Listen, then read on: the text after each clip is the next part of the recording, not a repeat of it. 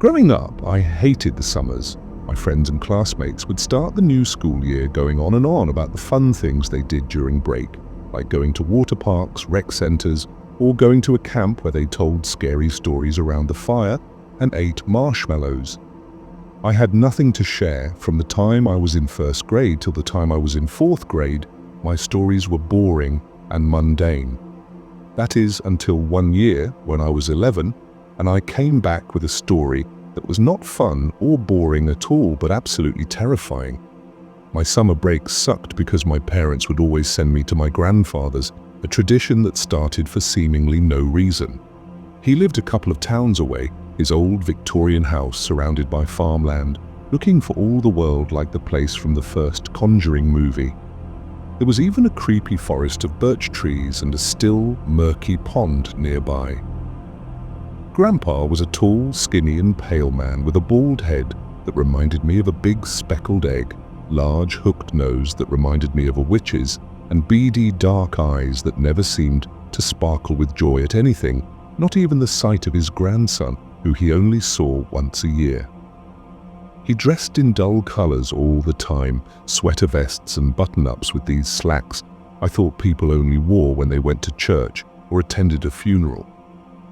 He was quiet and clearly didn't like people. He would yell at any visitors and had a beware of dog sign even though he hated dogs. He had no pets. The sign was just to ward off trespassers. Living there for a few consecutive months was torturous for a modern kid like I was. His TV was one of the few left that had a large back and an antenna. Most channels were not available, and whatever kids' show I could watch were either super religious, like poorly animated Bible stories, or lame learning programs for toddlers, like Coco Melon, but somehow more unbearable and from the 90s. The only other things I could do was either read a book, play with the 2 toys I was allowed to bring, or go outside and play. Not before doing my chores, though, of course. Each Sunday, he took me to a church in the closest town, and throughout the week, he forced me to assist him with various volunteer jobs here and there, like at the soup kitchen or handing out resources to the homeless outside. I know that doesn't sound too bad, but being out in the sweltering sun with absolutely no shade, handing out sample deodorants and food cans to the needy was hellish for a kid who just wanted to watch cable TV and play his Nintendo DS that he sadly had to leave at home. Every night, we prayed before bed and said grace before every meal. The meals themselves were quite bland. My parents were great cooks and all his food was poorly seasoned in comparison and mostly boiled until they took on a pale, unappetizing color. While he wasn't the most affectionate grandfather in the world, I did have the sense that he cared for me. He just was one of those people who didn't exactly know how to show it, I guess. He always asked if my dinner was good after I ate the last bite, and I always lied and told him yes. He would also ask if I wanted to hear a bedtime story, but I always said no and reminded him that I was too old for them, or at least I had thought as much. The summer before I would start 5th grade, something unexplainable happened. He changed.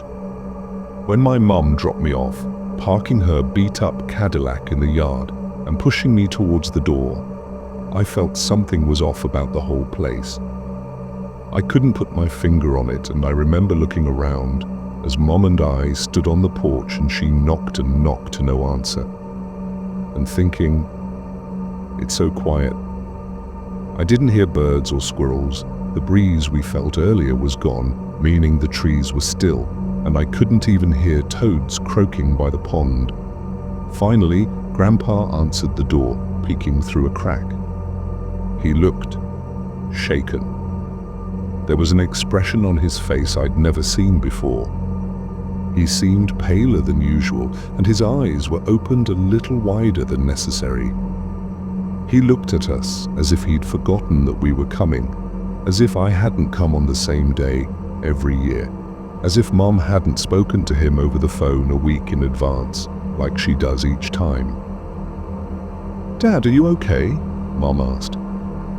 Grandpa blinked, as if coming back to reality. He shook his head and opened the door wider.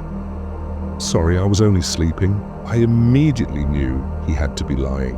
He always got up at the same time and stayed awake all throughout the day until bedtime. He always stuck to a strict routine, and if anything threw him off that routine, he would get angry and become silent for the whole day. Like always, Mom stayed long enough to have lunch with us at the long, rectangular dining table Grandpa had. I always thought it was funny how big it was, considering he lived alone. Apparently, his wife, my grandma, died before I was born. Anyway, we ate tuna sandwiches cut into neat triangles with toothpicks spearing olives sticking out of them, drank prune juice, and Mom was on her way. I was prepared for another uninteresting summer, wishing I was riding roller coasters or swimming in community pools like my friends. Things started to get strange a couple of days in. I woke up at 6 a.m. because I was pretty much forced to. He had set the alarm clock on my night table to ring at that time, same as his. After cleaning up and dressing, I went downstairs to watch the old TV while I waited for Grandpa to start cooking breakfast as always. 2 hours in, my eyes glued to the screen, I suddenly became painfully aware of the fact that I couldn't hear Grandpa walking around, nor did I hear food cooking. I stood up from my spot sitting cross-legged on the living room floor, and when I turned around, my heart stopped. Grandpa was standing there behind the couch, still in his striped pajamas. He stared at me with these soulless eyes, his mouth partially open, as if I was some weird specimen he hadn't seen before, and it disgusted him. How long had he been like that? And why wasn't he dressed yet? He loved routine, so why did he break it? Grandpa? I was concerned for him after I got over the initial shock of seeing him standing there. He was old, but his mind was actually quite sharp. He had never done anything like this before. He didn't say anything, just stared, as if looking through me. "Grandpa," I said more urgently, wondering if I needed to call someone. "More." "What?" I frowned. "More what?" He seemed to snap out of it then. His eyes blinked rapidly, and he finally seemed to look as if he could actually register my existence. He looked down at himself and started grumbling in frustration. "Damn it!" I watched him march upstairs to go change. Honestly, I didn't know what to think of what just happened. I got over it pretty quickly. I mean, yeah, it was weird, but I trusted him and figured he just had a brain fart or something. We had a late breakfast, during which he pushed his food around, muttering under his breath about something I couldn't make out. I swallowed the runny, poached eggs and got the courage to ask, "Grandpa, is something wrong?"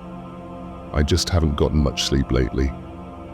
He waved me away, looking grouchy and not even making eye contact with me. "Don't worry about it." "Are we doing anything today?" I was so bored I was actually looking forward to charity work. I'm going back to bed, I don't feel well." Grandpa got up, angrily wiping his mouth with a napkin, and stormed upstairs. I was left there feeling uncomfortable, wondering if I did something to make him angry.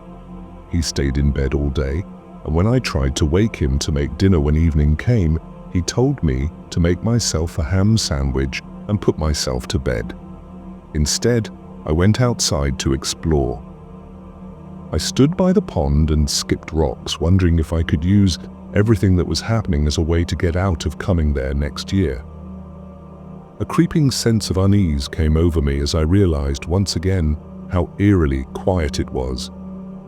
I didn't hear any bugs, animals, or anything like usual. In fact, there were quite a lot of dead frogs, turtles, and lizards floating along the pond's surface, more than what felt normal. By the tree where an old tire swing hung, a bird lay on its back, rotting next to cracked little eggshells. I tried not to think about it as I searched for more rocks to throw. I wanted to believe I was too old to get scared by such things. What I couldn't ignore, however, was the bubbling sound in the pond. Where one of the rocks I threw landed far out into the middle, the water bubbled a little. Then ripples formed a V shape, traveling towards the shore in my direction. as if something under the surface was swimming towards me. I won't give away the region I live in, but we don't have many gators or crocs around here, and judging by the movement of the water, it seemed too big to be anything else. I turned and ran to the house. When I made it to the porch, I spared a quick look at the same time as I opened the door. Now, there was a split second between me looking and me running into the house.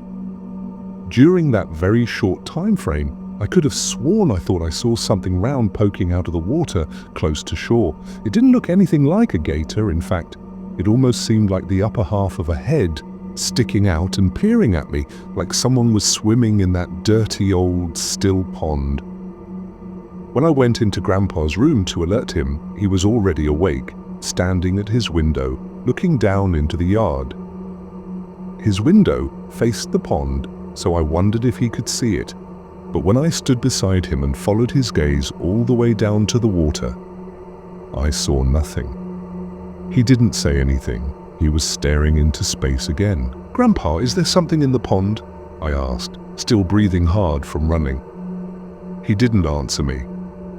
"Grandpa, answer me. I'm getting scared." "Meat." "What?" I shook his arm, watching his stoic expression for any sign of emotion. After a second, he turned to me quickly, as if only just realizing I was there beside him. In the blink of an eye, his face turned red and veins bulged in his forehead. "Go clean the kitchen, boy." I was taken aback by his hostile tone that came out of nowhere, so much so that I said nothing and left to do as he said. He didn't ask if I wanted to be told a bedtime story that night, nor did he pray with me.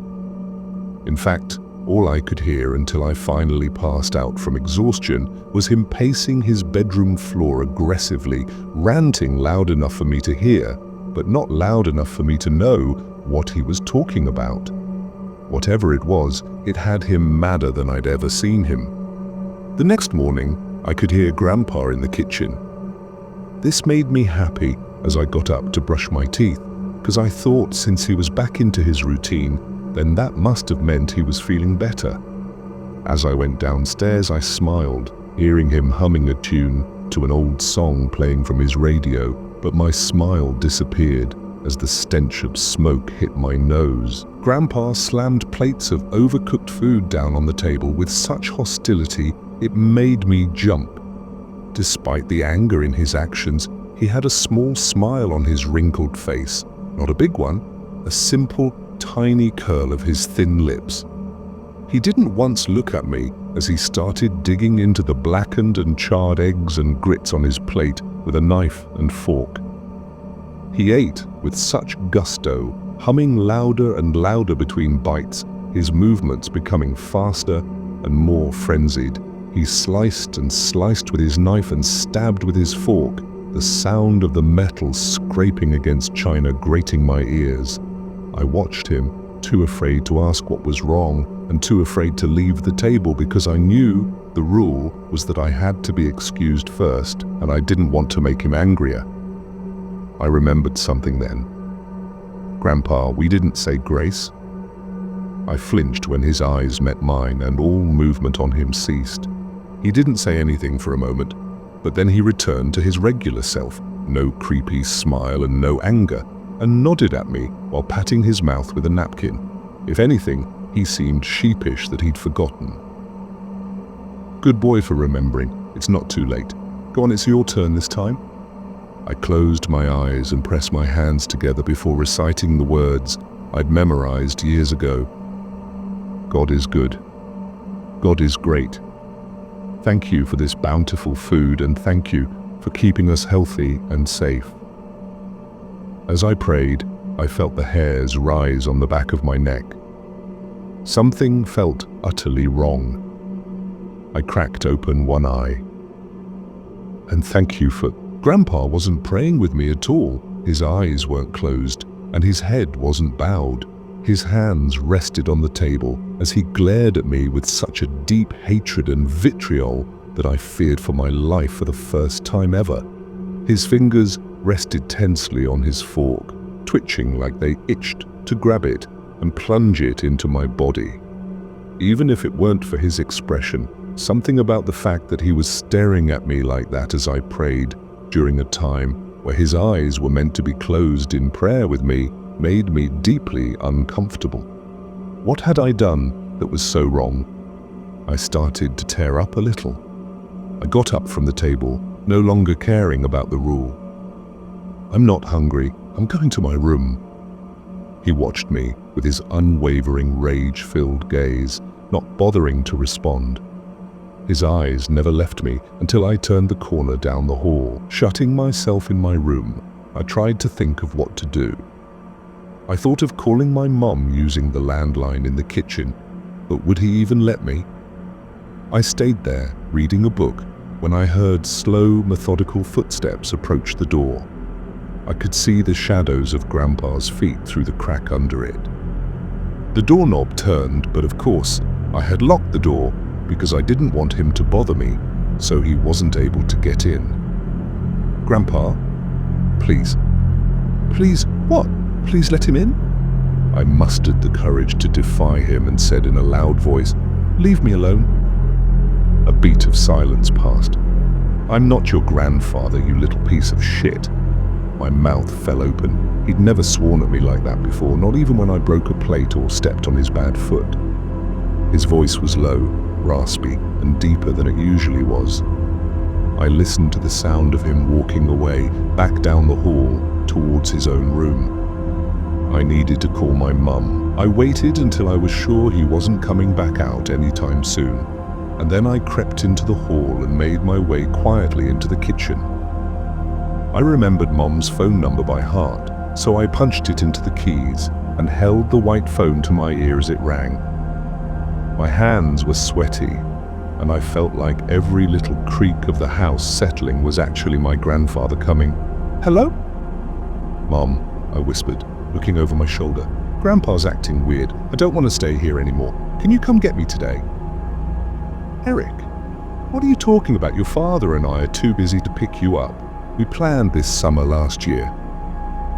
"I think he has some old people sickness or something," I said, trying to remember the term dementia or Alzheimer's at the time. "He's freaking me out. I can't stay here for a whole summer. Please pick me up. I'm scared." "Honey, your father and I are in New York City. We're going to board the ship tomorrow morning at the port. We can't come get you. What's going on?" "I don't know. He's angry all the time and keeps staring at nothing. And he keeps trying to get into my room." "Baby, he's a grumpy old man, you know this. And, wait, trying to get into your room? Eric, did you lock your door? You know that's against the rules."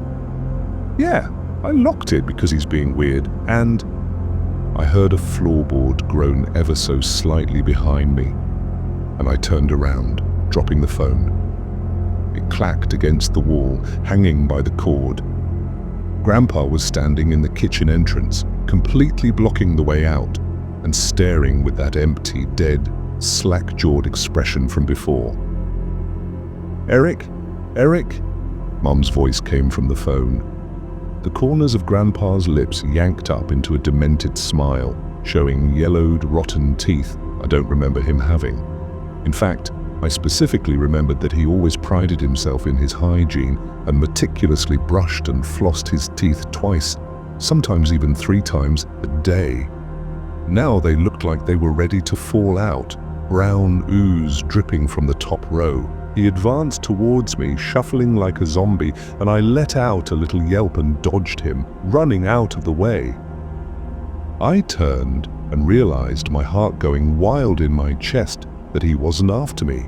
He simply went over and picked up the phone, slowly bringing it up to his face, his eyes more dark and cold than a shark's, never leaving mine. "Charlene?" I stood in the kitchen entryway and listened to their conversation, feeling more helpless than ever. "Oh, no need to worry yourself, my dear. All is fine and well. The boy and I simply had a disagreement." He grinned at me as he saw my face fall. "Oh yes, I'll make sure he behaves from now on. You just relax at home." "Okay, take care." He placed the phone back on the receiver and just stood there, in that same position, baring his gnarly teeth at me sadistically, as if breathing in my fear. There were no words. I simply turned around and hurried back to my room. I felt his stare burning holes into my back as I did. Once I locked the door behind me, I crawled into bed and pulled the covers up to my neck. The sun was setting outside, and I knew it would be hard getting to sleep that night. At around 1 a.m., I found myself starting to drift off finally, until I heard noises in the living room. I couldn't help it. I was too curious, and figured I could be stealthy enough to not be caught out of my room at this hour. I snuck down to the center of the stairway and watched Grandpa in the middle of the dining room, surrounded by broken and knocked over furniture, tearing into one of the steaks he'd left to thaw out the previous day. He was naked as the day he was born, and standing there in the dark, hunched over, tearing into bloody red slabs of raw meat with his rotten teeth like a savage animal. He was even grunting and growling under his breath as he did it. I didn't know what to do or say. I definitely didn't want him to know I was there, and I was afraid to go back up the stairs in fear I made a noise that would alert him to my presence. The air in the house felt freezing cold when normally Grandpa kept it hot, and there was a bad odor that couldn't just be explained by him not showering in a while or something. It smelled like rot, and it certainly wasn't the once frozen meat. I also noticed that the things that were hanging on the dining room wall had been taken down. The Last Supper painting was lying on the floor with rips and punctures in it, and the holy crosses lying there with it, burned in some places as if he'd held a lighter to them or something. Above all, the detail that stood out the most to me was that he was soaking wet. Now, I hadn't heard the bath running at all, so the only other explanation was that he'd been in the pond. The dirty, wet footprints leading from the slightly ajar front door supported my theory. It was then that I knew for sure that something paranormal may have been happening to him. This was beyond an episode of dementia or something, or at least that's what my preteen brain thought at the time, since Grandpa was extremely religious and would not dare do that to the symbols of Christianity around his house. This had to be related to the thing I saw in the pond. I started slowly making my way back up the stairs. Thankfully, he didn't hear me, and I carefully shut the door and locked it. Once that was done, I quietly started gathering my things. I changed out of my pajamas into street clothes I would feel comfortable running in and packed my backpack so I wouldn't have to return. My plan was to go to the neighbors a couple miles up the road. I never met them. I just saw the house, pass by during trips in the car with Grandpa, and saw that it was a family with 2 parents and a couple of kids too young for school. I was going to tell them that I felt unsafe and that Grandpa needed help and give them my mum's number. All I had to do to make this plan work was get out of the house without him noticing me. I waited in bed for a couple of hours until I heard all the noises cease. I wasn't out of the clear entirely though, because Grandpa didn't go back upstairs to sleep in his room. I heard him open the front door and it seemed like he hadn't returned by then. I looked out my window, which faced the side of the yard where the pond started, but saw nothing. I even opened the window a crack to see if I could hear him out there, but I heard nothing. Absolutely zilch, not even crickets and cicadas chirping, an owl, a bat, nothing at all.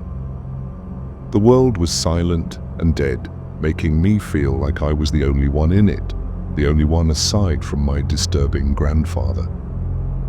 I eventually gathered myself to the point where I could leave the room without passing out from fear. I silently went downstairs, through the dining room, into the living room, and out the wide-open front door. I looked around while standing on the porch. Seeing that the yard was empty instilled me with much-needed confidence. I walked across the front lawn, and I made it exactly to the middle when I heard the water from the pond burbling. I looked in that direction. Of course, I could barely see anything since I didn't have a flashlight, and the moonlight was not very bright at all. I did hear something though. An old man's voice whispered, reaching my ear closely as if carried by the breeze.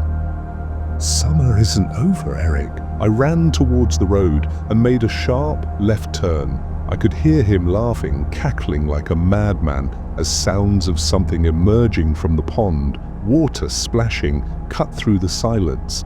I ran until I couldn't feel my legs and my lungs felt like raisins.